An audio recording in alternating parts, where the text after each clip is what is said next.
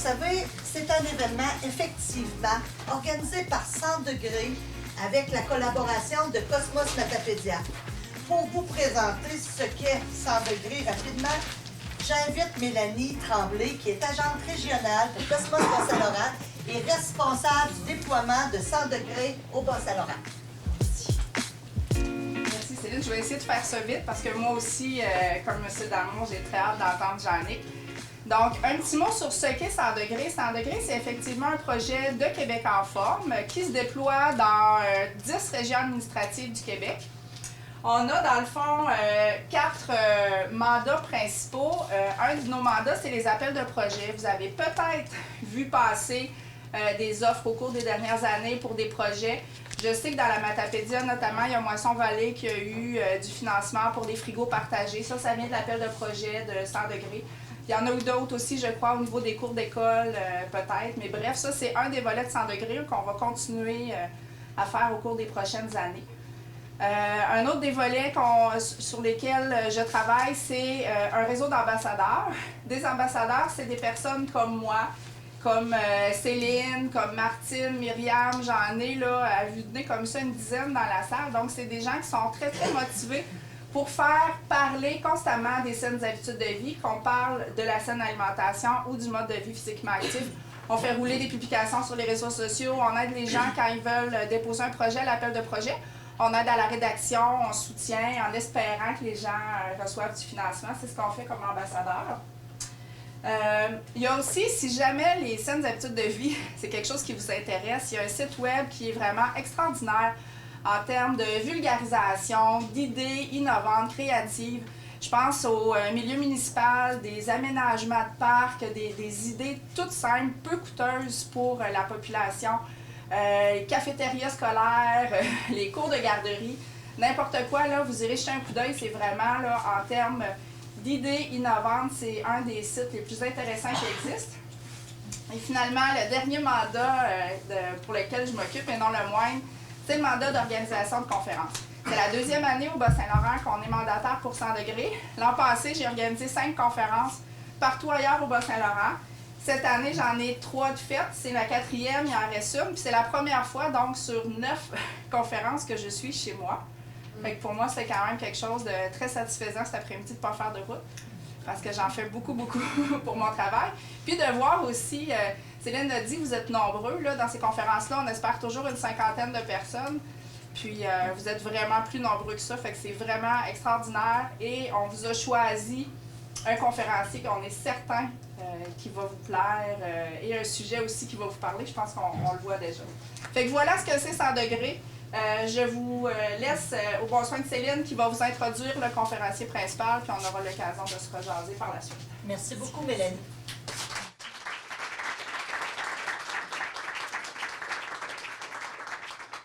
Donc, Monsieur Jannick Trudel est titulaire d'un baccalauréat en relations internationales et en droit international et un diplôme d'études supérieures spécialisé en développement rural intégré. Jannick tient à cœur le secteur agroalimentaire québécois dans lequel il navigue depuis bientôt 10 ans. Avant de prendre les rênes de l'Association des marchés publics du Québec, il a occupé différents postes de coordination de marchés publics, de l'identifiant régional MIAM et de l'agro-tourisme et du tourisme gourmand de la Mauricie. Fier d'œuvrer de l'AMPQ, l'Association des marchés publics du Québec. OK. Il mise sur le travail d'équipe, les partenariats porteurs et les projets innovants pour faire rayonner les marchés publics et l'agriculture de proximité au Québec. Alors, merci beaucoup d'avoir accepté de venir nous inspirer. Je vais rapprocher ça comme ça. Je pense que tout le monde va pouvoir voir la présentation. J'ai mis quelques notes. Ça marche pour les micros en arrière, ça va? C'est le numéro 1, super. Bien, merci de l'invitation, franchement. Bonjour Amkoui. Écoutez, c'est pas la première fois que je viens chez vous, mais j'étais quand même agréablement surpris d'avoir votre invitation parce que, personnellement, je connais pas grand monde à Amkoui, là. J'aime dire que je suis un kidam d'Amqui, donc quelqu'un qui se promène dans la rue mais qu'on connaît pas. Mais en fait, à l'été 2016, je suis venu visiter le marché public de Matapédien. J'étais alors sur le conseil d'administration de l'Association des marchés publics du Québec. Donc, j'ai rencontré des gens du marché. D'ailleurs, je crois voir des visages que je reconnais, du moins de 2016, mais pour les gens qui sont dans la salle, qui s'occupent de près ou de loin, comme producteurs, comme bénévoles ou comme intervenants, qui soutiennent le marché matapédien, merci beaucoup, en fait, de votre présence, mais aussi d'œuvrer pour la souveraineté alimentaire de votre territoire. Maintenant, je dirige l'association, puis ça me fait vraiment plaisir de compter la Matapédie, en fait, parmi les membres chez nous. Donc, c'est ça. Depuis 2017, je dirige l'Association des marchés publics du Québec qui réunit plus d'une centaine de marchés publics à travers l'ensemble de la province, en fait, dans tous les territoires, dans toutes les régions, hormis nord du Québec, mais peut-être que ça va venir un jour. Et c'est en fait des actions intéressantes de mettre sur une place publique la rencontre entre les consommateurs et les producteurs. Donc, c'est une mission qui nous tient à cœur. Dans le fond, la mission de l'association, c'est de promouvoir, mais aussi d'aider à créer, développer et consolider le réseau des marchés publics au Québec. C'est de plus en plus populaire et c'est sûr que je vous encourage à en fréquenter plus d'un à travers la période estivale, mais aussi à travers l'année. Grosso modo, bon, on a parlé de mes études, mais mon parcours dans l'agroalimentaire a commencé à Saint-Sévère, en Mauricie. C'est un petit village de 320 habitants, donc vous êtes 20 fois plus que Saint-Sévère, dans un vignoble qui s'appelle Domaine Evangelina. Saint-Sévère, c'est le village de mon grand-père, et j'ai beaucoup apprécié travailler là-bas. En fait, j'étais à ce moment-là en relation avec le droit international, donc vraiment décalé de la chose agricole. Et le fait de travailler avec les vignes et avec les gens qui la valorisent m'a beaucoup apporté. Il y a une belle poésie à travers la vigne, là. J'aime bien y penser d'un côté. Bon, c'est la vigne, ça va puiser à même le terroir ses propres saveurs. Tu sais, on peut prendre une vigne autant d'ici, du même cépage qu'ailleurs dans le monde. Ils vont révéler des caractères distinctifs de notre terroir. Donc, je trouve ça très intéressant. Puis ensuite, le travail de l'artisan à raffiner la vigne, à raffiner en fait le raisin pour en faire du vin, qui nous apporte convivialité puis échange. Je trouvais que c'est un beau produit. Il y en a plein d'autres. Il y a aussi beaucoup d'autres produits, mais comment dire, la mélodie autour de la vigne était bien importante. Puis, pour reprendre une parole d'une chanson qui s'appelle « Vin nécessaire », un conteur de mon village qui est bien connu, à Saint-Élie-de-Caxton, il dit si, attends, je l'ai marqué ici, si Dieu n'avait pas voulu que l'on sème et que l'on boive du vin, il aurait fait des cœurs de pierre et des vignes amères. Donc, tenez-vous là pour dit. Donc, aujourd'hui, je vais vous parler d'une conférence. J'ai fait un petit résumé, mais grosso modo, en fait, je vais vous parler de pourquoi manger local, c'est important et les stratégies à adopter pour manger local. Je vais faire un petit apport théorique sur les circuits agroalimentaires de proximité, simplement pour qu'on comprenne où sont les leviers puis où sont les stratégies adoptées pour manger local davantage. Et je vais vous parler aussi des défis, dont un qui est né dans cette région-ci, qui est particulièrement intéressant pour se mettre au défi et de manger local. Donc voilà. Bon, qu'est-ce que ça signifie manger local? Premièrement, il faut reconnaître qu'on est des privilégiés. Je trouve ça quand même assez comique de venir de la Mauricie, c'est à peu près 6 heures d'ici, pour venir vous parler d'achat local et de manger local. Pas parce que c'est pas une mission qu'on partage partout à travers le Québec, mais simplement parce qu'il faut le considérer. Nous, on a la chance, quand on mange pas 3 repas par jour, c'est plus par manque de temps que par manque de denrées puis d'opportunités. En fait, là, on s'entend qu'on est dans une région du monde qui est pacifiée depuis longtemps et qu'il faut le reconnaître, manger local pour un Tchadien, c'est pas vraiment un défi, là. C'est qu'est-ce qui fait partie de sa vie de tous les jours. Et j'ai mis cette photo-là parce que, bon, si mon arrière-grand-père de Saint-Sévère, qui s'appelait Sévère d'ailleurs, me voyait parler à Amqui, il trouvait ça pas mal rigolo que je parle, en fait, tout simplement d'achat local et de manger local à l'extérieur de chez nous, alors que pour lui, c'était, encore une fois, vraiment pas un choix. Donc, tu sais, en sortant d'ici, moi, je peux vraiment aller... Bon, j'allais au Dixili, là, mais je peux vraiment aller... je blague, mais je peux aller à l'épicerie, m'acheter des ingrédients de partout des continents à travers le monde et me faire un repas, même avec des ingrédients frais qu'on reçoit. Et ça, il faut quand même le considérer que c'est un privilège. Il y a une empreinte carbone énorme autour des aliments. Il y a des accords internationaux qui nous permettent de manger des produits à longueur d'année, qui nous déconnectent d'ailleurs avec la chose agricole. Là. Vous en savez, je vais y revenir un peu plus tard. Et il faut quand même être conscient que manger local, c'est pas nécessairement faire preuve d'abstinence envers ces produits-là. C'est simplement concevoir que lorsqu'on achète local, c'est bon pour s'alimenter, mais ça alimente également notre communauté notre économie, notre dynamisme et, je vais y revenir un peu plus tard, mais notre résilience aussi par rapport au changement climatique, par exemple, en ce temps de PME agroalimentaires fortes et soutenues par leur communauté. Ça fait du sens pour l'instant? Bon, c'est sûr que je ne vais pas vous apprendre rien en disant que c'est important de manger local, mais tout de même. Donc, est-ce que des gens ont déjà entendu ici le locavorisme?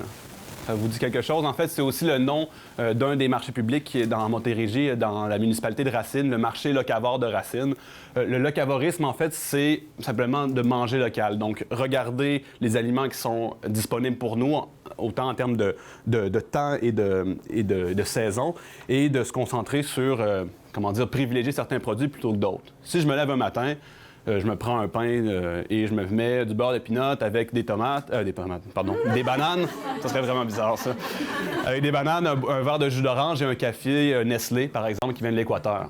On s'entend que, on le fait tous, là, j'ai déjà consommé ça plusieurs fois, et c'est délicieux d'ailleurs, mais l'empreinte carbone encore, la distance de nos aliments, en y pensant bien, c'est les oranges viennent du Brésil qui ont une empreinte carbone et un besoin en eau énorme, les arachides viennent souvent de l'Afrique, etc. Et ce qu'on propose dans le locavorisme, le réflexe à développer, étant donné qu'on l'a perdu à mon sens, c'est de considérer que la boulangerie du coin va nous donner un pain qui est probablement plus nutritif, avoir des petits fruits en confiture ou des compotes, et avoir un fromage québécois, et surtout privilégier le jus de pomme qu'on produit ici en quantité plutôt que le jus d'orange. Donc, ça tombe de sens, mais quand même, le locavorisme, c'est la pratique alimentaire, en fait, le régime alimentaire qui favorise les achats de proximité. Pas nécessairement au détriment des produits qui viennent de l'étranger. Il y a beaucoup, surtout aux États-Unis, on parle de locavorisme quand on dit une distance maximale. Donc, ce serait 40 miles, donc 40 000. Ça donne à peu près 100 km autour. On a un territoire qu'on a, là. En fait, si on parle à la ronde ici, on s'entend que c'est... Bon, vous êtes quand même bien situé dans le milieu du territoire, mais pour Rimouski, par exemple, c'est soit par là-bas ou par là-bas, difficilement de l'autre côté. Donc, lorsqu'on parle de distance, moi, je veux faire abstraction de ça. Parce que, on ne doit pas se limiter à ce qu'on a. Par exemple, des crevettes de cette île, excusez, ou de Matane, je pourrais dire, mais bon, les crevettes de cette île, je préfère en acheter qui viennent du Québec, par exemple, que celles qui viennent de mer de Chine. Autrement dit, et par exemple, si c'est le temps des pêches en Ontario, vaut mieux privilégier le fait d'acheter les pêches qui sont fraîches et qui viennent de proche de nous. On n'a pas les conditions pédoclimatiques, là, qui veut dire la condition des sols et le climat pour produire ce genre d'aliments-là. C'est pas trop loin. En saison, vaut mieux en acheter et, en fait, d'en faire des recettes, voire en conserver. Donc, c'est un peu de développer le réflexe de se pencher sur l'origine des aliments. Donc, jusque-là, c'est pas sorcier, c'est simplement poser des questions. Dernièrement, j'ai pas été gentil avec ma mère, je m'excuse, mais il y avait des cornichons qui étaient faits en Inde sur sa table. Donc,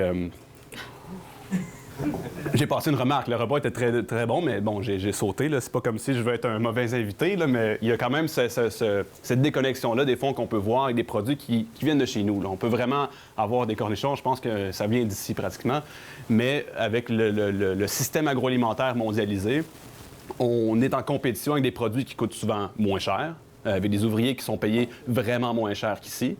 Et finalement, on a des produits qui se valent vraiment dans la fraîcheur, dans la qualité, dans l'amour surtout, puis je veux insister sur ce point-là, dans l'amour que l'artisan met dans son produit pour vous le livrer. Cette chaîne-là, j'ai de la misère à comprendre après 4000 km s'il reste encore de cette trace-là.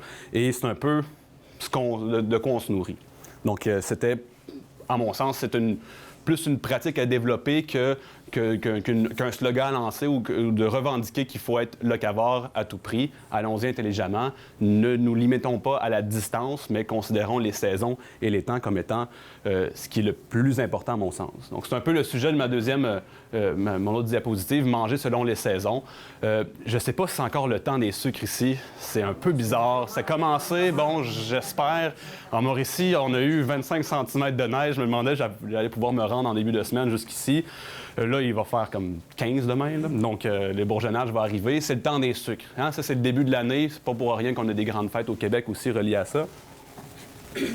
C'est le début de la saison. Les érables, vous savez, là, ils renaissent, puis le sirop d'érable va abonder. Et c'est ce réflexe-là, à mon sens, qui est de plus en plus intéressant. On a le temps des sucres, ensuite va venir le temps des asperges, la saison des fraises, j'en passe, et plusieurs. Et ce calendrier est ponctué par toutes les saveurs et les richesses que notre terroir peut nous offrir. Donc, lorsque je suis en marché public, je trouve ça quand même intéressant, vu que les gens vont venir se connecter à la chose agricole. Il y a des gens qui travaillent en com, j'imagine ici, en publicité, ou qui sont agriculteurs, ou qui ont un travail qui est vraiment, je ne peux pas dire déconnecté avec la chose agricole, mais la besogne agricole, on ne s'allie plus autant les mains qu'avant. Et c'est pas parce qu'on plante une graine qu'on va avoir des fruits directement. Il y a beaucoup de travail. Et lorsqu'on va en marché public ou directement à la ferme et qu'on rencontre les agriculteurs, mais le fait d'échanger avec eux puis de prendre ces informations-là, ça nous rappelle la besogne agricole qu'avant, on devait faire. Et pour moi, c'est quelque chose de vraiment fondamental et de très important. En marché public, pour jaser beaucoup avec les producteurs, j'entends souvent des clients, des fois, qui demandent si le maïs sucré est prêt en juin. Ou, tu sais, il y a une espèce de petite déconnexion entre qu'est-ce qui est prêt ou qu'est-ce qui n'est pas prêt. On s'entend qu'il y a beaucoup d'innovation. Moi, je le vois, je jase beaucoup avec des producteurs qui innovent. Maintenant, les fraises du Québec, on en a pratiquement sur l'ensemble de l'été. Je ne sais pas si vous avez échangé avec eux des fois, mais il y a de l'innovation monstre dans cette industrie-là. En fait, l'agrotourisme et l'agroalimentaire est en vogue au Québec, mais on a beaucoup à développer et il y a un beau potentiel ici. Et c'est intéressant, justement, de rencontrer le producteur, de voir comment il innove dans ses champs et pour ensuite ramener un peu de cette expérience-là et se connecter au travail agricole, à la besogne agricole, comme je l'exprime. Mais également, quand on mange selon les saisons, ça veut aussi dire se canner du soleil pour plus tard. Faire attention aux gestes. C'est bon. En ce moment, on a des canaux de communication qui est partout. Là, aujourd'hui, je parle, il y a la télévision, il y a la radio, je vais pouvoir me voir sur Internet, sur YouTube, voir si j'ai bien fait ma job. Et on a plein de canaux de communication, des recettes dans les magazines, etc., mais on perd le travail de la main. Je veux dire, il y a des chefs qui travaillent très bien, mais de plus en plus qu'on épépine, qu'on coupe, qu'on fait des conserves, on préserve un savoir puis surtout une habileté on peut l'acheter. C'est sûr, on peut confier des argents à un producteur qui a fait ce travail-là pour nous et qu'on peut profiter de l'amour qu'il a mis dans son travail, justement. Mais ce que je veux insister, c'est pas parce qu'on veut manger de plus en plus vite qu'il faut perdre cette dextérité-là, cette habileté-là. Et pour moi, c'est essentiel. En fait, j'ai peur qu'on perd le savoir-faire culinaire familial qu'on a à travers le Québec. Quand je regarde des livres d'histoire, il y a beaucoup de choses des histoires culinaires. Il y a beaucoup de choses qu'on redécouvre maintenant, donc on voit que les artisans remettent de l'avant. Mais à mon sens, c'est important de pouvoir faire boucherie, faire ses conserves et savoir comment travailler la matière directement qui nous nourrit. Donc, sans vous inciter à dire « devenez tout boucher demain matin », il y a quand même cette paire de connaissances-là ou cette proximité-là. Et dans les liens entre les générations, ça s'est effrité. Et pour manger selon les saisons, mais il faut aussi réapprendre ou apprendre simplement ou à peaufiner ces gestes-là pour pouvoir épater nos invités ou simplement se nourrir des aliments qui ont déjà beaucoup d'amour et qu'on le traduit aussi dans nos actions. Est-ce que je parle trop vite? Des fois, je m'emballe, je suis bref. Bon, super. Ça fait un lien avec ce que je disais, en fait, de redécouvrir les produits d'ici en valorisant les techniques culinaires d'ailleurs.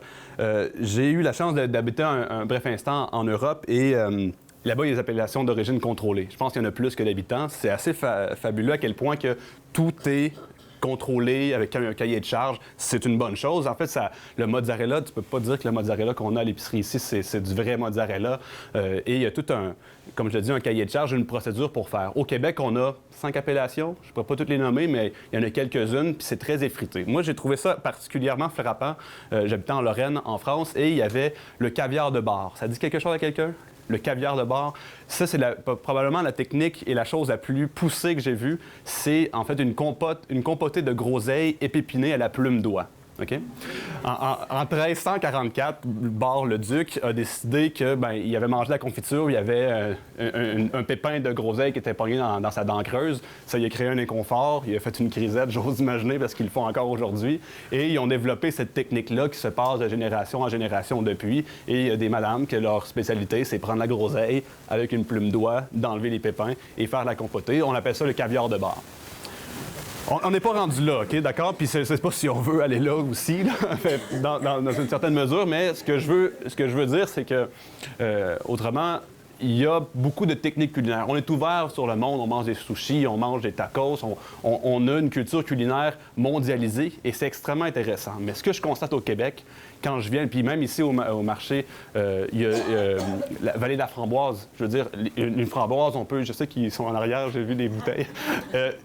Ils révèlent notre fruit d'une nouvelle manière et une technique probablement qui vient pas à même le Québec, mais il y a des échanges qui sont faits. Le sirop d'érable, qui est probablement le produit le plus emblématique du Québec, grâce au travail métallurgique européen et à la connaissance de la sève d'érable, on a pu faire le sirop. Donc, en prenant une technique étrangère et les produits d'ici, ce que je veux dire, c'est on a un grand terrain de jeu. On le voit, là, de plus en plus, les chefs, commissaires Rimouski, travaillent les produits locaux et les révèlent des saveurs, des aromates que, franchement, il y a beaucoup de potentiel.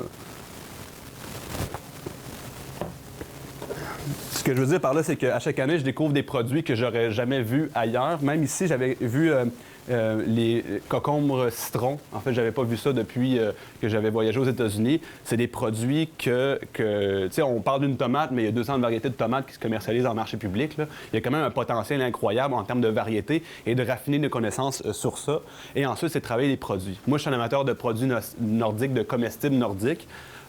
En lien avec ça, le Danemark a le Nordic Food Lab, je pense que c'est à Copenhague, à côté du restaurant Noma, qui est un restaurant très prisé à travers le monde, et où chaque produit comestible du Danemark passe à travers une batterie de tests de techniques culinaires pour essayer de révéler des nouveaux produits, une nouvelle manière d'apprêter les choses. Et au Québec, on a probablement un peu plus gros que le Danemark, et il y a plein de produits qui existent qui méritent la peine de se concentrer. Quand je faisais le parallèle avec la vallée de la framboise, manger des framboises, on va tout le faire, mais le fait de le raffiner, d'en faire un vin, d'en faire une liqueur, c'est extrêmement intéressant de voir jusqu'où on peut exprimer ce fruit-là, et l'artisan derrière a un savoir-faire qui va se passer, qui va se raffiner, et peut-être ce sera notre caviar d'Amqui, mettons, un peu comme le caviar de beurre. Même chose pour les champignons. Vous connaissez le champignon crabe ou champignon homard? Je sais qu'ici, c'est quand même bien développé, la mycologie. Vous savez que c'est unique au Québec? En fait, dans la forêt boréale, il y a de la russule, mais la russule, en Europe, n'est pas dermatosée par un autre champignon qui crée un champignon crabe qui, au milieu de la forêt boréale, au Saguenay, on peut sentir la mer.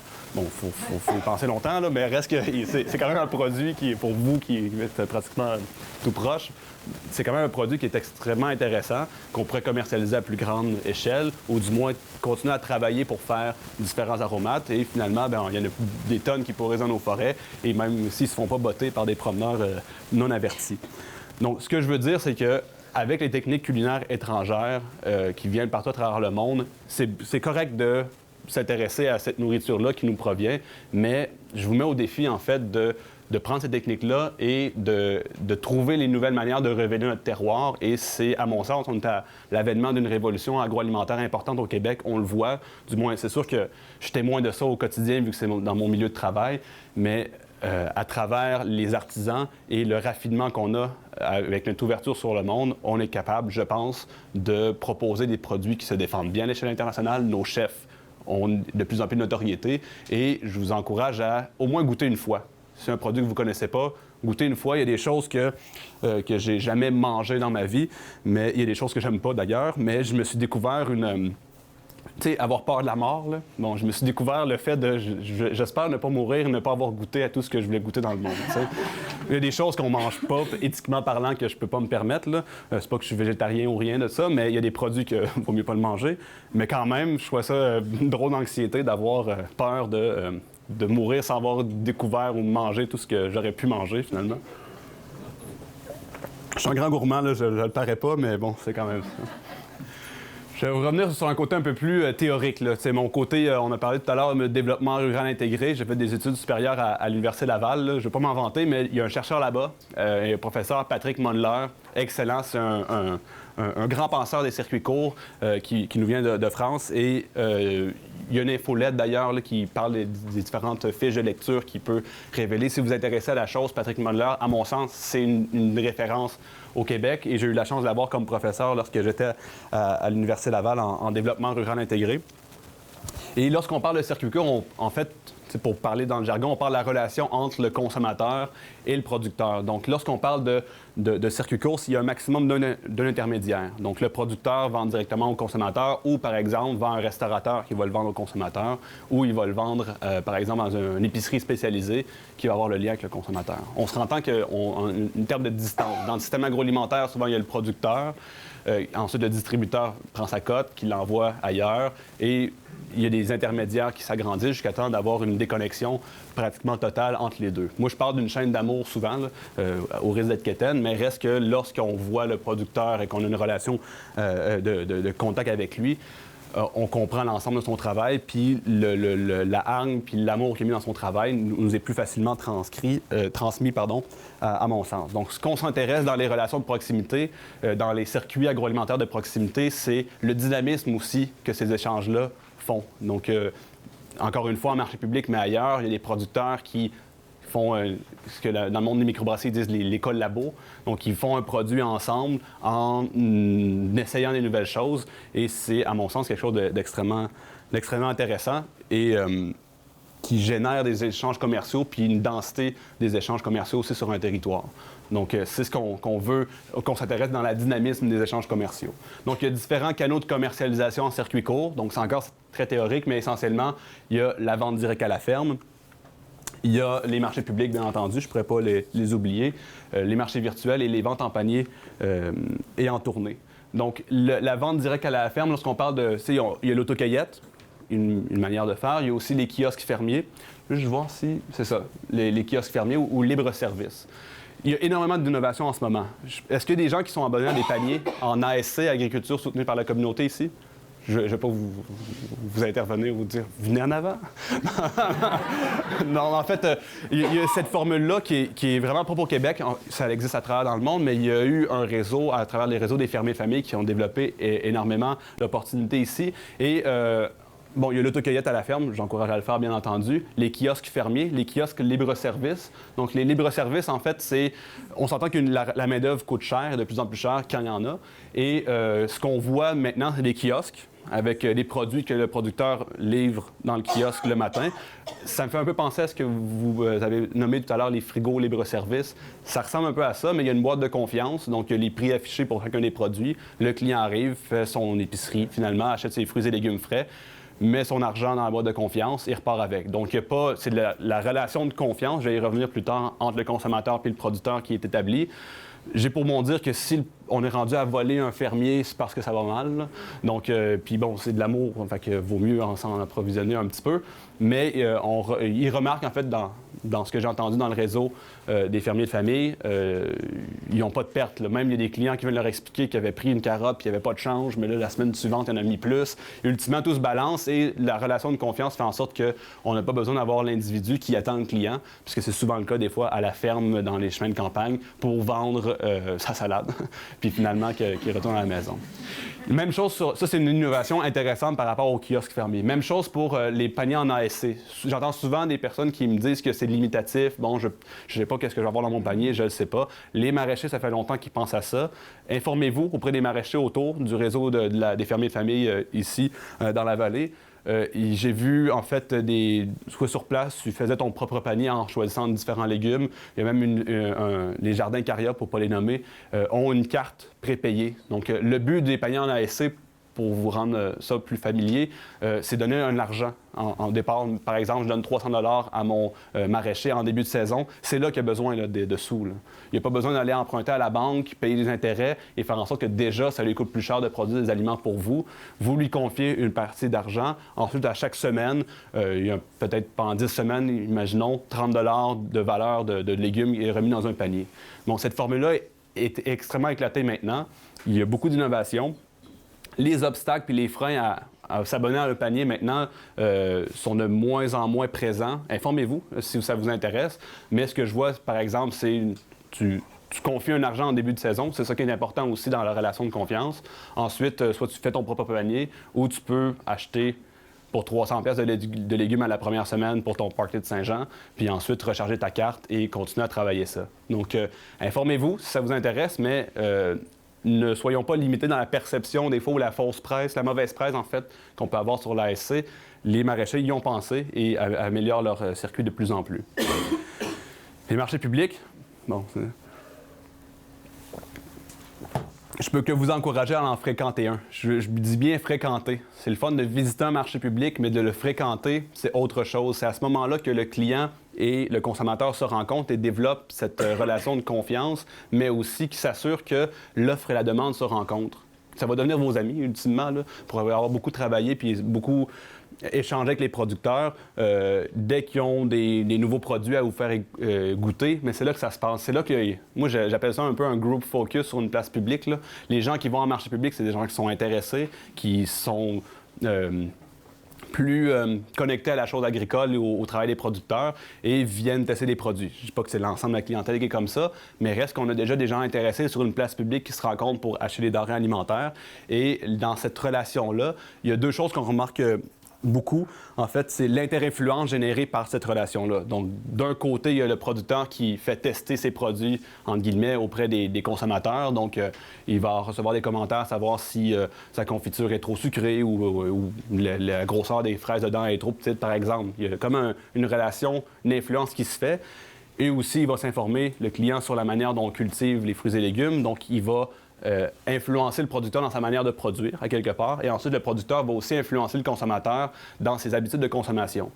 Je pense que les marchés publics et les producteurs sont pour beaucoup la raison pourquoi on mange du kale au Québec. T'sais. Je veux dire, moi, je vois ça à l'épicerie. S'il n'y avait pas un producteur qui me dit comment faire des bonnes chips, ou d'autres choses, là, mais particulièrement ça, peut-être j'aurais passé à côté de ce produit-là. Il y a différentes manières de transformer nos aliments, puis le producteur, c'est son rôle à quelque part de venir influencer le consommateur à savoir comment révéler des arômes ou de marier des produits d'un producteur à un autre et finalement développer cette culture culinaire-là qui est très dynamique, hein, qui s'articule à travers le temps. Donc, c'est, à mon sens, l'inter-influence, c'est quelque chose de très intéressant en marché public et il y a aussi ce qu'on appelle dans la littérature l'interconnaissance. Donc, ça veut dire que dans la relation que vous établissez avec votre producteur, en connaissant ses techniques de production, bien, vous lui faites confiance, tout simplement. Il n'y a plus besoin d'avoir un label ou une certification qui vous garantit que le produit est biologique. Un producteur ne peut pas dire qu'il vend des produits biologiques s'il n'y a pas la certification, cependant, mais s'il y a des techniques écologiques dans la production de ces aliments et qu'il décide de ne pas payer la certification et finalement, en quelque part, vous refilez la facture, vu que c'est un peu ça la dynamique dans le biologique. Mais, oui, vas-y donc. Michel, merci. Ça vous permet d'avoir cette relation de confiance-là et c'est, à mon sens, très important. Donc, pas besoin de certification ou de personne qui vient... Merci, c'est le fun. Pas besoin d'avoir personne qui vient certifier que la relation de confiance doit s'établir entre vous deux. Le fait de connaître et reconnaître le producteur, des fois, il y en a même qui vous invitent à venir à la ferme pour voir comment il est installé. Bien, on n'a plus besoin d'identifiant ou, on va dire, de certification parce qu'on est certain que c'est comme ça. Et finalement, lorsqu'un producteur est sur place, lui aussi, il rencontre des nouveaux clients. Donc, si vous êtes un plombier, un électricien, ils ont tous besoin de plombiers et d'électriciens, ont tous besoin de conseils ou de fournisseurs. Et ce qu'on voit, c'est effectivement ces relations de dynamique à l'échelle de l'économie locale qui s'opère.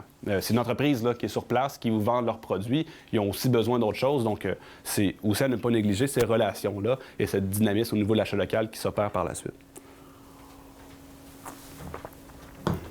Puis finalement, j'ai parlé des trois premiers, les détaillants agroalimentaires spécialisés.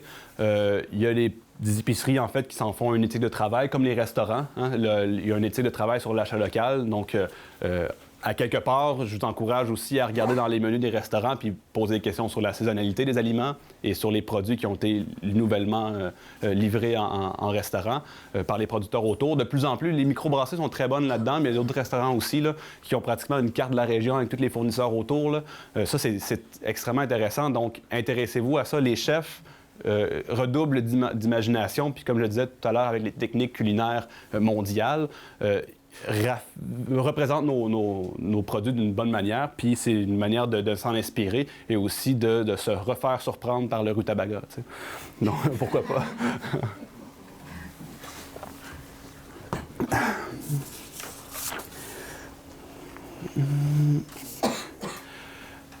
Là, je voulais faire un petit aparté sur le citoyen et le consommateur, deux entités dans un même corps. Je parle pas de schizophrénie ici, mais reste que c'est ce que je constate souvent et que je parle beaucoup avec des producteurs qui ont à la fois une ferme ou qui sont une épicerie fine, etc. Le citoyen, on a toutes des valeurs. Là. On est pour l'achat local, on va encourager les commerces locaux, on vote aux élections, on écoute l'actualité, puis on est vraiment chargé de valeurs qui sont sociales et qui sont démocratiques et on veut œuvrer pour ça. Arrive le consommateur. T'sais, de plus en plus, on se fait dire qu'on est juste des consommateurs ou des payeurs de taxes, mais reste que le consommateur a un portefeuille, puis des fois, c'est plus facile d'acheter à rabais ou d'avoir ces énoncés-là, mais pas nécessairement les vivre. Donc, je ne veux pas être, comment on dit, vous punir ou vous dire que c'est pas une bonne chose, mais simplement connaître ce dynamisme-là entre votre côté citoyen et votre côté consommateur. Donc, depuis plusieurs années, la part du revenu disponible à l'alimentation est en diminution. C'est pas qu'on a... oui, c'est peut-être parce qu'on a moins d'argent, mais ultimement, la part du revenu disponible pour l'alimentation, on en prête moins à l'alimentation et on en donne plus à... Est-ce que vous le savez? Divertissement, loisirs, télécommunications. C'est pas notre faute si ça coûte aussi cher au Canada, les télécommunications, mais c'est vraiment deux données qui sont différentes. On paye de moins en moins pour notre corps, puis on paye de plus en plus pour notre esprit. Donc, c'est correct. En fait, c'est une donnée qu'on a, mais ce que je vous propose, en fait, c'est de peut-être réutiliser plus, recycler, toffer vos vêtements plus longtemps, je sais pas, mais toutes ces pratiques-là qui limitent le rachat de consommation, c'est sûr que lorsqu'on s'achète des aliments, bien, on les mange, on les cuisine, puis après ça, après 2 jours, on les oublie. Tu sais, c'est pas dans notre face. Là. On le voit pas qu'on s'est acheté une nouvelle télévision pendant 5 ans. On s'est acheté un bon repas en restaurant, on s'est acheté des bons légumes frais du producteur ou des conserves, des confitures, etc. Donc, c'est sûr que c'est une consommation qui est plus éphémère. Là. C'est 3 fois par jour, on le souhaite, des fois 4. Mais reste qu'il y a quand même cette relation-là. Ce que je veux vous dire, c'est ne négligeons pas le fait de manger localement, de s'alimenter et d'avoir un revenu un peu plus... considérer qu'il faut payer peut-être un peu plus cher pour notre alimentation pour encourager les produits locaux. C'est sûr qu'il y a une compétition, mais c'est pas le même produit, dans le sens que, en ce moment, il y a beaucoup la question du salaire minimum, là. Puis les producteurs de petits fruits, c'est quand même 65 leur coût de production, là, payer les employés. C'est sûr qu'il y a une compétition qui s'établit entre le producteur québécois et le producteur mexicain qui a 15 fois moins de salaire pour la même tâche qu'il fait. Je ne vais pas faire un éditorial là-dessus, mais quand même, il y a un coût de production au Québec, puis il y a une éthique de travail, un respect derrière le travail qui est opéré. Ce que je veux vous partager comme constat, c'est allons donc plus vers ça. Soyez gourmands, tout simplement. C'est pas nécessairement plus cher. Si le coût est comment dire, c'est équitable. Souvent, on a le café, les bananes équitables, mais il y a aussi des fraises équitables, des framboises équitables, puis c'est ce qu'on produit ici au Québec. Donc, dans cette équité-là, dans le travail, puis dans la reconnaissance du travail bien fait, il y a cette dynamique-là. Je comprends que le citoyen et le consommateur, des fois, entre le portefeuille puis les valeurs, il y a un conflit, mais tâchons de s'alimenter mieux et surtout pour la résilience. Des PME qui sont dynamiques, qui sont solides financièrement, ou du moins qu'il y a une base, que la demande est là, que les gens reviennent, achètent et reviennent, aiment un produit, mais ne font pas juste le mettre sur Instagram puis dire qu'ils aiment ce produit-là, qu'ils retournent et qu'ils en mangent considérablement. Ça fait en sorte qu'il y a une économie qui se développe et dans le développement même de l'entreprise, le prix des produits aussi vont s'harmoniser avec le coût de production. C'est une relation directe entre le consommateur et le producteur et le juste prix est affiché. Plus l'entreprise va mieux, et plus elle produit. D'habitude, les prix aussi fluctuent en ce sens-là. Donc, je ne vais pas faire un cours d'économie, mais grosso modo, soyez conscients de cette dualité-là entre votre portefeuille et votre esprit, disons. Puis je l'ai moi aussi, hein, j'accuse personne. Moi aussi, des fois, c'est comme ça. Vous devriez voir mon char. En fait, c'est sûr que je mange plus que je m'achète un beau char. En fait, c'est ça. Puis on est, tu sais, j'aime beaucoup dire, on est ce qu'on mange. Je veux pas, c'est un peu cette relation-là. Pourquoi on mange, c'est pour être quelque chose. Donc on est ce qu'on mange, mais on mange aussi ce qu'on est. Donc je vous propose d'être frais, d'être locaux, d'être savoureux, d'être plein de belles découvertes. Et c'est ce que je peux vous souhaiter. Puis c'est important de de bien se nourrir. Là. Je pense que la mission de l'organisme ici est directement reliée à ça. Donc, vous l'avez sûrement vu, en fait, depuis le début de la conférence, je vais me mettre au défi, en fait, mais vous avez constaté que je suis un souverainiste, là, certain. Là. Alimentaire, cependant. Hein? Je veux dire, œuvrer pour la souveraineté alimentaire, c'est un agenda politique qui n'est pas caché du tout pour moi. Mais je veux vous mettre au défi, en fait. Je vais parler de 2 défis plus concrets, mais si j'avais inventé un défi, ce serait de faire au moins 3 actions concrètes. Donc, je vous propose de vous abonner à un panier d'un fermier de famille et ou fréquenter votre marché public et ou fréquenter régulièrement une ferme et ou faire de l'agrotourisme. Vous savez c'est quoi l'agrotourisme, le tourisme gourmand? Donc c'est aller à la ferme et apprendre des techniques en fait de fabrication des aliments. Je dis à la ferme, ça peut être aussi dans une fromagerie par exemple, ou simplement se renseigner sur le travail de l'artisan ou du fermier derrière son produit. Donc, il y a plein d'initiatives qui existent sur votre territoire, mais aussi partout au Québec. Soyez agrotouristes quand vous quittez la vallée, quand vous allez venir en Mauricie pour voir à quel point que c'est un paysage. Vous allez voir les éleveurs d'Abba Paparman, les vignes de ballonnées tranchées carrées, non? Bon, c'est tout un voyage agrotouristique que je vous propose. Mais je vous propose de vous approvisionner plus régulièrement dans une épicerie et opter en restaurant pour des recettes qui sont concoctées avec des produits d'ici. Dans le fond, il y a beaucoup de choix qui s'offrent à vous. Faites-en au moins 3 de ces choix-là. Pratiquez cette dynamique-là, puis ultimement, c'est bon pour vous, là, ça c'est certain, c'est délicieux même, mais c'est bon pour la résilience de nos communautés, la résilience de notre région. Moi, je suis catastrophiste peut-être, mais ça me fait peur, les changements climatiques. Il faut être résilient comme communauté.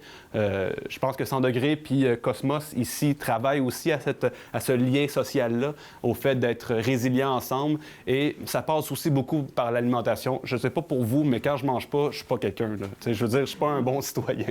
Je veux dire, quand j'ai faim, puis quand je sens qu'autour de moi, les gens manquent, surtout de nourriture, ça débalance nos rapports sociaux. Puis le fait de soutenir ces réseaux-là ou ces habitudes-là, ça va juste nous rendre plus résilients s'il y a une problématique qui se pointe dans le futur. Donc, je ne vais pas vous faire peur, mais reste que les producteurs, c'est quand même ceux qui nous permettent de faire le travail qu'on fait. Si on les soutient pas. J'aime pas dire encourager, là. Oui, on les encourage, mais c'est soutenir en fait leur travail, surtout d'avoir cette relation-là avec eux. Donc, à mon sens, ça nous assure de pouvoir être prospères et vaquer à plein d'autres occupations, de savoir qu'il y a nos producteurs qui peuvent nous assurer ce qui nous fait fonctionner tout simplement.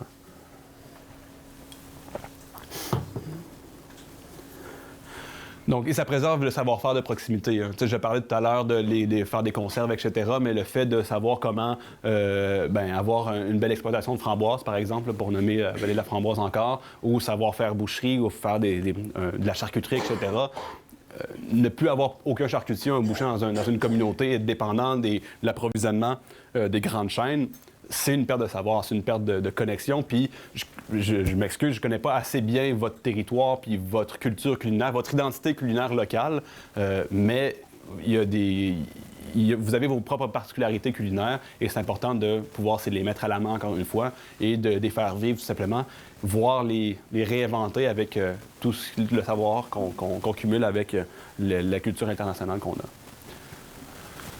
Donc, vous connaissez ce défi-là, je suis pratiquement certain. En fait, là, c'est un défi qui vient de chez vous, les îles de la Madeleine, du Bon Coup Frais des îles, une table de concertation bioalimentaire qui a pratiquement plus de 25 ans, je pense, maintenant. Donc, le défi Manger 100% local, c'est de vous inciter durant le mois de septembre. Le mois de septembre, c'est un mois d'abondance. Donc, on vous invite, en fait, vous pouvez vous renseigner sur le défi 100% local. Il va y avoir une grande campagne aussi autour de ça. C'est de faire un repas par semaine, peut-être, avec que des produits locaux. Tous les repas de la fin de semaine, toute la semaine, tout le mois même. En fonction de... Regardez les aliments qui composent votre assiette, les producteurs qui vous nourrissent en période estivale mais aussi à travers l'année. Et je vous mets au défi de vous fixer ce défi-là cette année, peut-être toutes les fins de semaine ou toute la semaine, si vous le voulez, quelques semaines durant ce mois-là, et de d'évoluer avec tout ça. Il y a une grande campagne qui se propose en fait cette année. Toutes les tables de concertation bioalimentaire du Québec vont soutenir ça. L'Association des marchés publics du Québec aussi va être derrière le défi 100% local. Donc, c'est un beau défi. C'est pas, encore une fois, de se dire « Ah, je suis pas assez bon pour ça ». Commencez où vous pouvez. Allez, fixez-vous des objectifs atteignables et, année après année, augmentez le niveau de difficulté. C'est comme un tableau de Nintendo, là. C'est de plus en plus difficile. Donc, non, mais sans faire de blague, au mois de septembre, manger local, c'est quelque chose de relativement facile. Préparez-vous. Offrez-vous beaucoup d'amour local pour passer l'hiver. Conservez, cannez du soleil, comme j'aime le dire.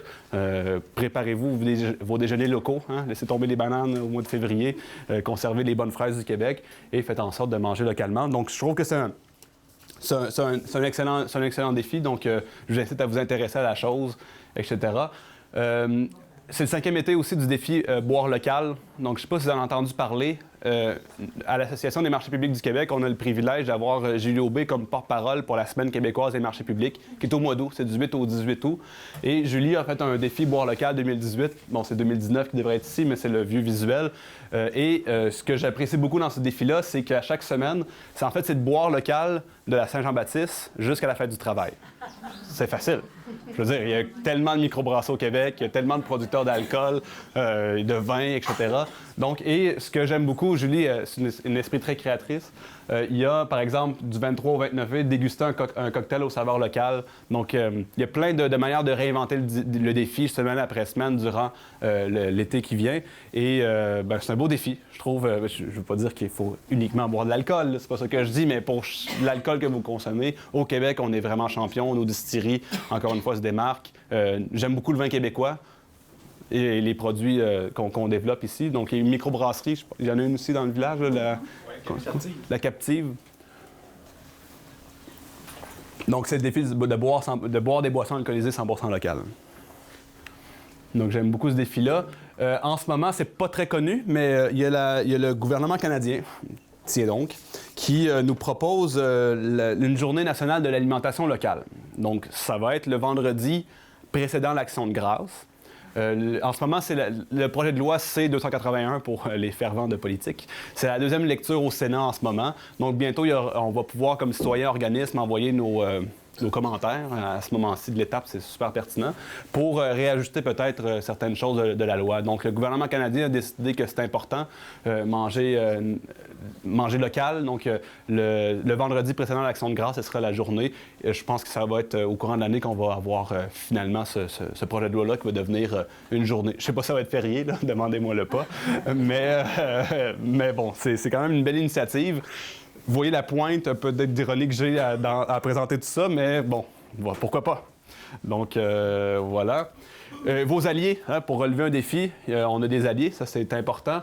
Donc, les tables de concertation bioalimentaire du Québec et les identifiants régionaux, vous les connaissez, j'ai un petit pointeur ici. Le Bourgouffré des Îles, le Gaspésie gourmande. Moi, c'est le Miam, en fait, de la région de la Mauricie. Si vous voyagez, si vous allez en touriste, consultez les sites des tables de concertation bioalimentaire. Moi, j'ai la chance je vais enfin prendre des vacances aux îles de la Madeleine. J'ai vu que pendant que je vais être là-bas, il va y avoir un beau festival gastronomique. Bon, c'est aussi pour ça que j'y vais. Mais reste que c'est intéressant si vous avez prévu des vacances ou durant la saison. Informez-vous auprès des tables de concertation ou des identifiants régionaux. Souvent, c'est lorsqu'on va en épicerie qu'on voit des logos. Il y a Aliments du Québec, là, je vais revenir plus tard, mais aussi par région, il y a ces identifiants-là. Donc, ça existe, c'est important. C'est du monde, c'est des personnes, en fait, des intervenants qui travaillent, à mon sens, dans le bon sens des choses, et ils ont plein de belles choses à vous proposer, notamment en période estivale. Donc, c'est des alliés de taille, que je peux vous dire. La CAP, ça vous dit quelque chose? Équiterre, ça vous dit quelque chose? Bon, le réseau des fermiers de famille est en train de migrer de Équiterre à l'ACAP. L'ACAP, c'est une coopérative pour l'agriculture de proximité écologique. Donc, c'est une coopérative par les maraîchers et pour les maraîchers. Ce n'est pas que des maraîchers biologiques, mais pour avoir beaucoup participé à leur activité, au sens de l'innovation et de la coopération, c'est quelque chose qui fait beaucoup de bien à voir et à entendre. C'est des entreprises, en fait, tout simplement, des fois des coopératives ou peu importe, qui s'échangent beaucoup de techniques beaucoup de manières de faire. Il y a un atelier sur comment faire son tracteur électrique ou etc. Et l'AKP reçoit en fait le réseau des fermiers de famille. Il y avait beaucoup, c'est beaucoup eux qui sont derrière les paniers soutenus par la communauté. Donc le système ASC, agriculture soutenue par la communauté. C'est eux qui vont peut-être vous identifier aussi les fermiers de famille qui sont autour de chez vous. Donc regardez sur leur site, intéressez-vous à ce que vous faites. Si vous avez, des fois il n'y a pas des bonnes nouvelles, là. Ce qu'ils font, je trouve ça fabuleux. C'est beaucoup d'échanges de savoir, beaucoup de partage d'informations et c'est assurément des gens qui nous assurent de manger localement. Donc, c'est un excellent allié. Je ne sais pas si vous connaissez, excuse-moi, l'AMP... Je vous blague. L'Association des marchés publics. Je vous blague, Céline. Je suis taquin comme ça. L'Association des marchés publics du Québec. Il y a une rubrique « Trouver votre marché public ». Donc, vous les connaissez autour. Il y a aussi des campagnes qui vous informent sur les autres marchés qui sont dans votre région. Je vous encourage à fréquenter votre marché public, bien entendu, mais aussi à vous mettre au défi d'en visiter quelques-uns. Autant durant les vacances, d'aller voir qu'est-ce qu'il y a ailleurs.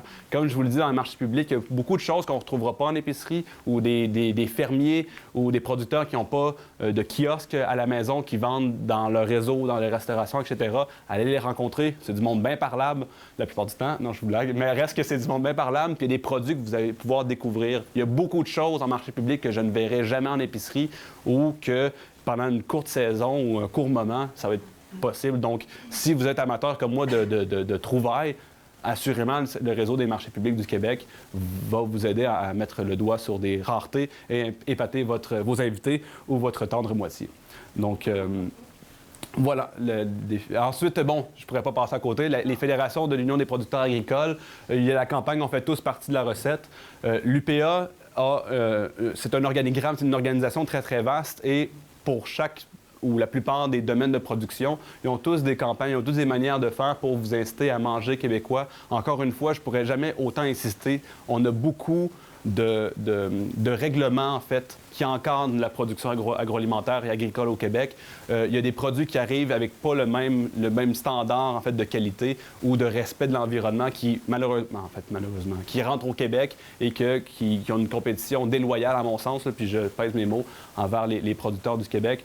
L'Union des producteurs agricoles et leur fédération, en fait, l'ensemble de l'organisation derrière ça, c'est les producteurs qui vous nourrissent tous les jours. Donc, aussi, avec la campagne, on fait tous partie de la recette. On a des trucs pour vous relever le défi de manger local. Aliments du Québec. Donc, vous reconnaissez sûrement le logo. Je pense que c'est un des logos agroalimentaires les plus connus au Québec. Il y a Aliments du Québec, Aliments préparés au Québec, etc. Simplement, en épicerie, des fois, on voit les petites étiquettes bleues. Ça nous renseigne que les produits viennent d'ici.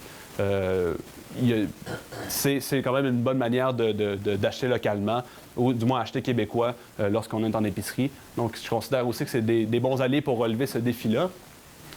Et finalement, j'arrive à la dernière partie qui est les questions. Mais je voulais simplement vous parler de quelque chose. J'ai mon ami Martin qui était avec moi aujourd'hui, qu'on était copilote et pilote en s'échangeant ça. C'est quand même 6 heures de route pour venir chez vous. Hein. J'adore la route, c'était beaucoup mieux que lundi. Mais reste que Quetzal Kombucha, c'est une des entreprises agroalimentaires de notre territoire en Mauricie qui était intéressante. Donc avec une pratique ancestrale, là, le kombucha vient de la région de la Mongolie.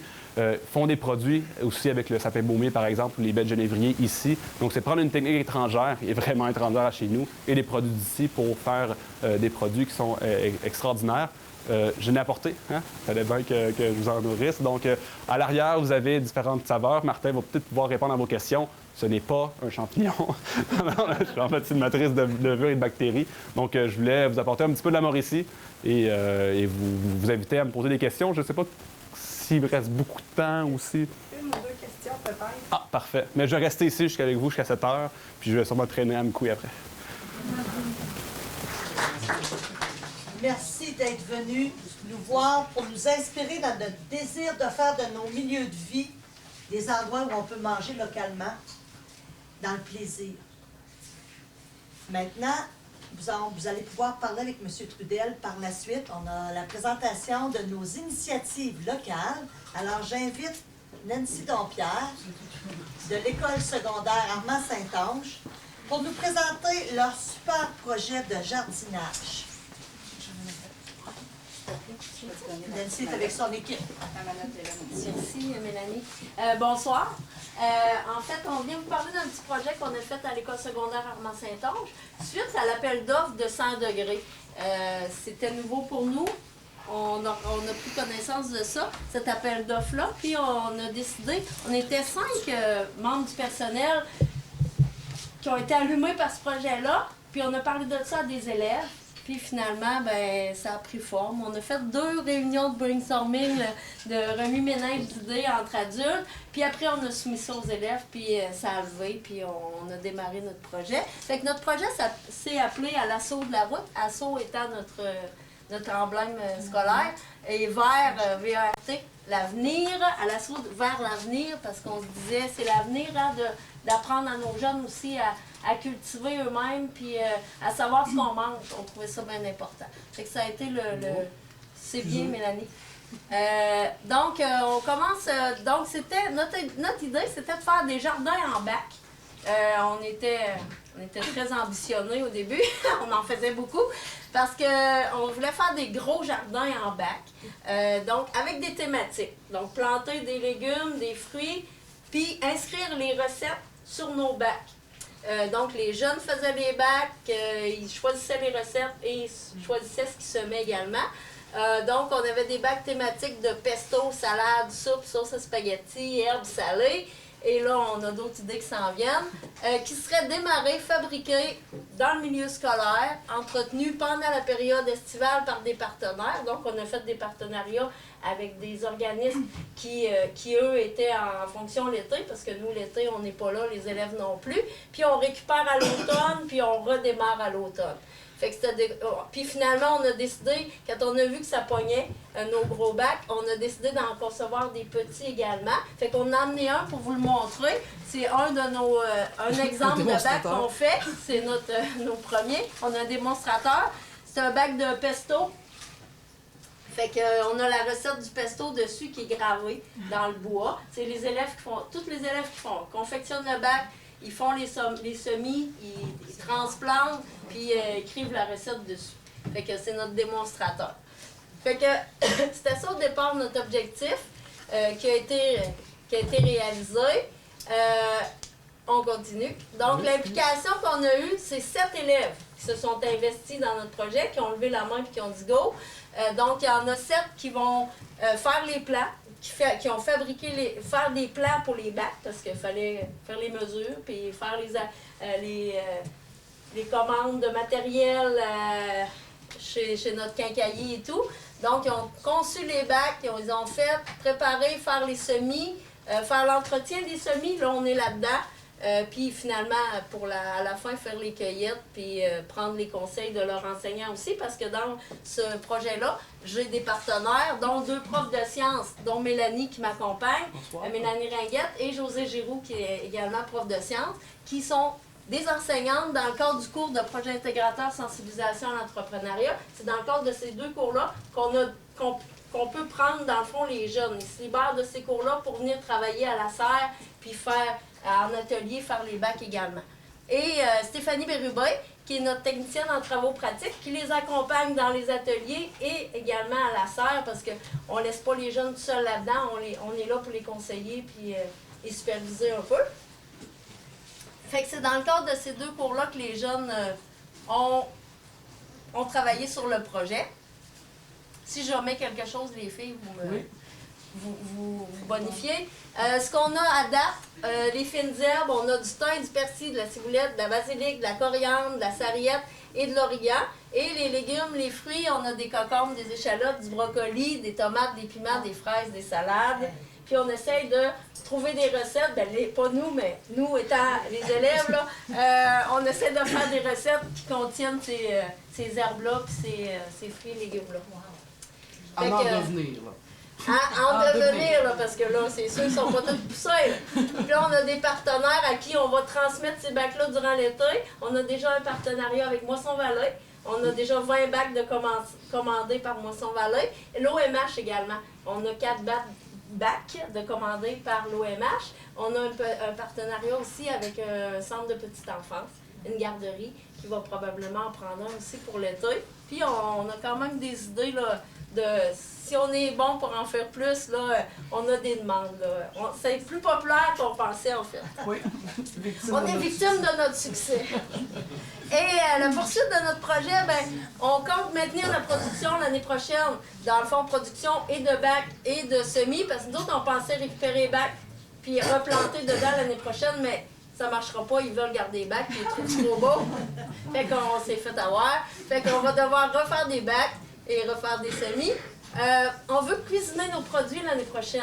On a déjà à l'école cette année, en lien avec ce projet-là, on a démarré des projets en alimentation, dont un combat des chefs qu'on fait mensuellement. Des jeunes, 5 gars qui cuisinent. 5 joueurs de hockey. 5 joueurs de hockey Wow. qui cuisinent une fois par mois, puis qu'on fait un combat des chefs avec eux. Et on a d'autres projets cuisine. On vous a emmené d'ailleurs sur la petite table là, dans le milieu. Vous avez des pots. C'est des jeunes filles qui font ça. C'est de la soupe en pot, des biscuits en pot également. Puis les profits de ça vont tous à Moisson-Vallée. C'est l'initiative de jeunes aussi en lien avec nos projets. Fait que, en fait, d'alimentation. Fait qu'on veut continuer à travailler sur des projets en agroalimentaire l'année prochaine. On veut aussi créer, suite à l'engouement de notre projet, créer une mini-entreprise étudiante où on pourrait vendre nos produits qui seraient cuisinés. On ferait cuisiner nos produits par les jeunes. Donc, on ferait nous-mêmes notre pesto, nos herbes salées, de la salsa. C'est les idées qu'on a de départ, qu'on pourrait vendre aussi, faire du profit, puis peut-être donner ça à des organismes, là, entre autres Moisson-Vallée. Et on veut nécessairement qu'on poursuive la collaboration avec nos partenaires, qui est très importante pour nous, les gens qui ont accepté de prendre nos bacs durant l'été, les gens qui nous aident. 100 degrés nous a donné le départ pour faire le projet, mais on n'a pas gagné le concours, fait que Cosmos a levé la main et a dit « On trouve votre projet intéressant », parce qu'il faut dire que je fais partie du comité Saines habitudes de vie de Cosmos, qui est, avec qui je collabore beaucoup. Fait que Cosmos a levé la main et on dit ben si vous ne gagnez pas le projet 100 degrés, on va vous le financer. C'est quand même un projet de 3 000 qui a été financé par Cosmos Valley. Merci.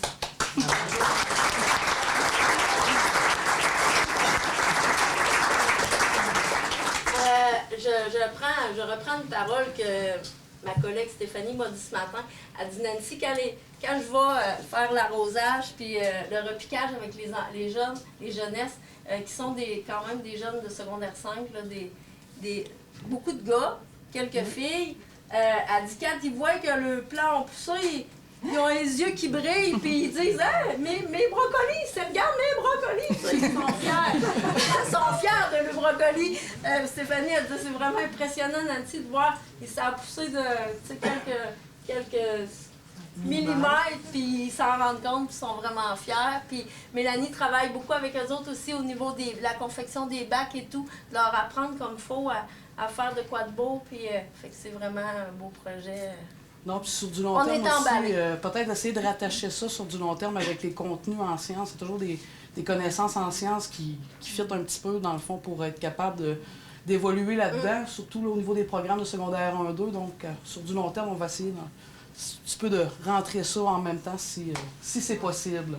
Oui, on va faire des liens. On va faire des liens. Bravo. Fait que c'est ça.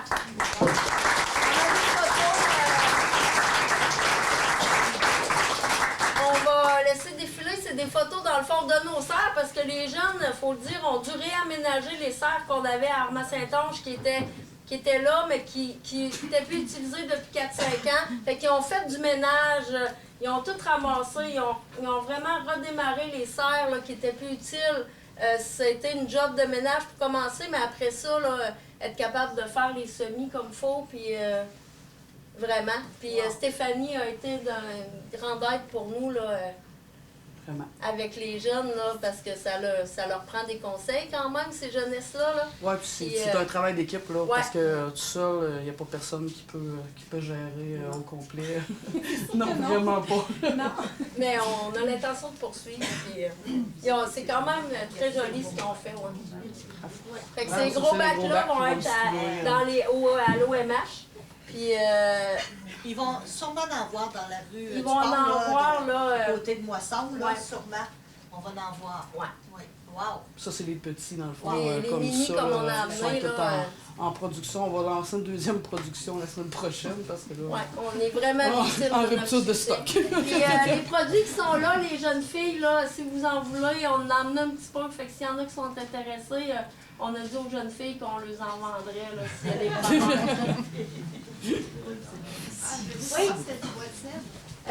Mélanie, c'est Oui, la quoi? spécialiste du bois. Non, c'est de l'épinette. Oui, c'est de l'épinette. Puis en fait, j'avais vu ça il y a quelques années. C'est complètement, finalement, on a tendu avec du vinaigre et de la laine d'acier. C'est vraiment, il se fait une réaction, dans le fond, avec le tanin du bois, tout simplement. Ça oxyde, si on veut.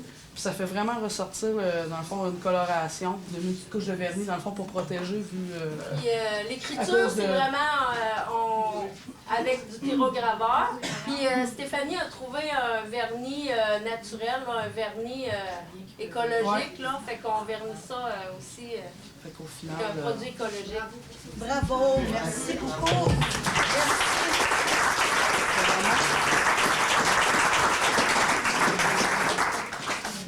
J'inviterai maintenant Mme Huguette Bérubé à venir nous parler de votre initiative de municipalité nourricière. Merci beaucoup. La grosse flèche pour avancer. OK, je vais me mettre sur mon bord, ça va aller mieux. Alors, bonjour. Alors, étant donné que Nancy a pris beaucoup de temps, je me sens moins stressée dans Je mon 5 à 7 minutes. Ouais, il nous avait 17 minutes. Merci. Alors, ici, le bandeau de notre site Facebook. Donc, Albertville, municipalité nourricière, c'est une initiative citoyenne. Dans la petite municipalité d'Albertville, on n'est pas beaucoup de citoyens, mais on est crinqués. Donc, on a parti le projet dans le but de produire des aliments frais dans la municipalité, mais il y a aussi d'autres objectifs, là. On est un petit comité de 6 personnes, soutenu par la municipalité, et on travaille principalement sur 3 terrains qui appartiennent à la municipalité d'Albertville. Donc, oui, le bureau comme tel, et le parc intergénérationnel, où est le dépanneur, puis où est le bloc appartement, on est devenu à Albertville. Donc, on a le comité, le projet est né en 2017, et puis en 2017, on a fait d'abord à l'automne des plantations d'arbres et arbustes fruitiers. Il n'y a pas personne qui a pensé de prendre de photos, j'en ai pas.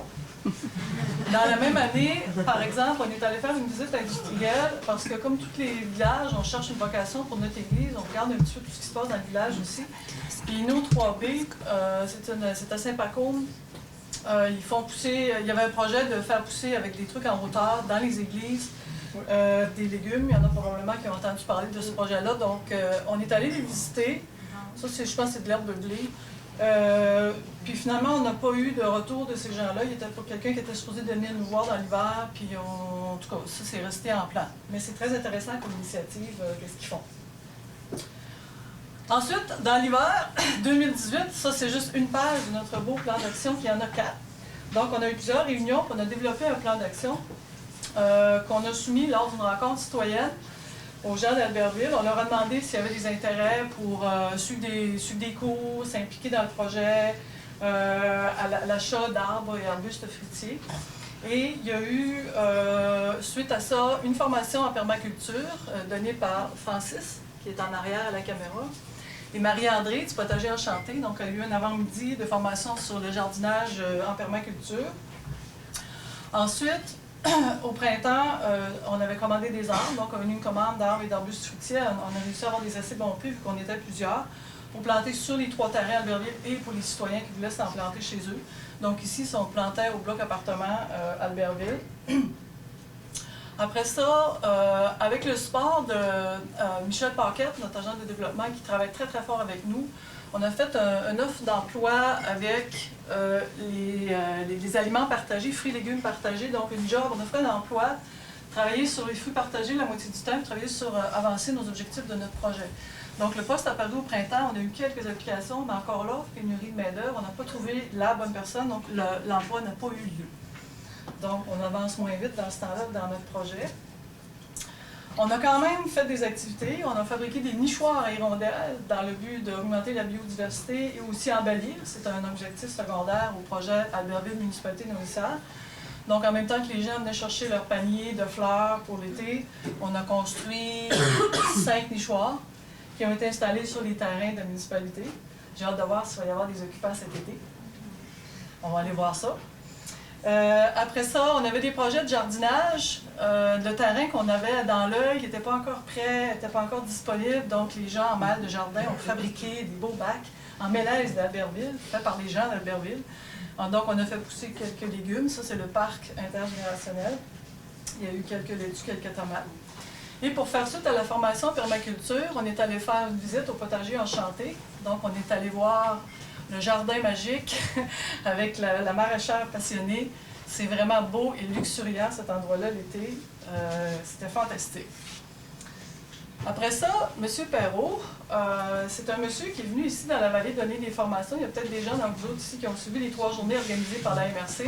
C'est un autodidacte qui vient de la région de la Naudière, qui est très connaissant au niveau de toutes sortes de cultures d'arbres, à noix, vergers, plantes sauvages, champignons, produits forestiers non ligneux.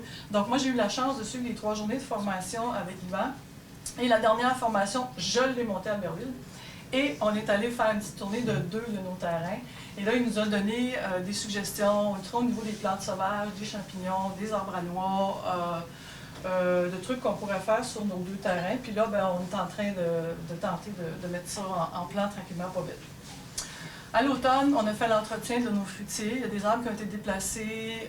Ensuite, Raphaël, que vous voyez ici, n'est pas dans l'équipe. C'est une personne qui avait appliqué sur le poste au printemps. Puis finalement, elle avait un petit peu de temps. Ça fait qu'elle est venue travailler avec nous autres. Donc, on a fait la préparation à l'hiver de nos arbres. On en a profité aussi pour ajouter une petite table de framboises avec des fraises à côté du bloc appartement. Il y a des gens qui avaient ça chez eux, puis ils disent tiens, on va planter ça. Après ça, à l'automne, on a été invités à faire les centres de table de la Fête des Moissons. La Fête des Moissons, c'est un événement qui reconnaît le bénévolat par municipalité. Et ça avait lieu à Albertville l'année passée. Donc, on a fait des centres de table qui se mangent. C'est tous des trucs qui ont du comestible dedans. Puis la petite gelée de pommettes a été faite par une de nous, par Gilberte, avec un pommetier qui pousse sur le coin de l'édifice municipal, là, qui est là depuis plusieurs années. Donc, avec des pommettes dans le fond, avec du pain binot, du thé du labrador, des bleuets, bon, en tout cas. On a eu beaucoup de plaisir à faire ça, c'était une belle activité. Ensuite, pour aller sur les idées de Yvan, on fait une tentative, ça, est-ce qu'il y en a qui reconnaissent les noix? C'est des noix de noyer. Donc, on a une personne qui a réussi à avoir des noix de noyer gratuitement, des noyers noirs. Puis moi, j'avais ramassé des noix de noyer de Mandchourie. Donc, on les a plantées dans le jardin à Gilberte. L'automne passé, j'en ai planté un petit peu chez nous. Puis, on va avoir la surprise au printemps si ça pousse ou si ça ne pousse pas. M. Perrault nous a dit qu'on devrait être capable de faire pousser du noyer noir à Albertville. Donc, on veut se partir un verger à noix dans le coin, à côté de la patinoire, sur un des terrains municipaux. Ici, un projet qui est un peu à côté. Je vous montre 2 beaux murs de béton de notre bâtisse municipale ici, qu'on veut faire enjoliver par une murale. Donc, ça fait un peu partie d'enjoliver la municipalité aussi. Les nichoirs et rondelles, c'est un peu ça. Donc, ça fait partie du projet. Donc, on a un appel d'offres qui est présentement sur les médias, vous avez peut-être vu. Donc, à l'automne, on devrait avoir une murale sur la partie en béton. Ça va un peu aussi avec le centième de la municipalité, puis l'agriculture, toutes les choses qui ont rapport avec la nourriture, on voudrait que ce soit là-dessus. C'est un projet un peu qui regroupe plusieurs comités. C'était aussi un de nos objectifs de faire un genre de synergie entre les différents comités du village. Donc, je vous ai mis une petite image pour finir, vous parler de ce qui s'en vient. J'ai pas d'autres images pour tout de suite. Donc, on aimerait organiser un horaire d'activités, qu'on s'oblige à donner des activités à telle date. Donc, une activité sur la lactofermentation. On voudrait avoir une activité sur les plantes sauvages comestibles. On a déjà une certaine expertise dans notre équipe.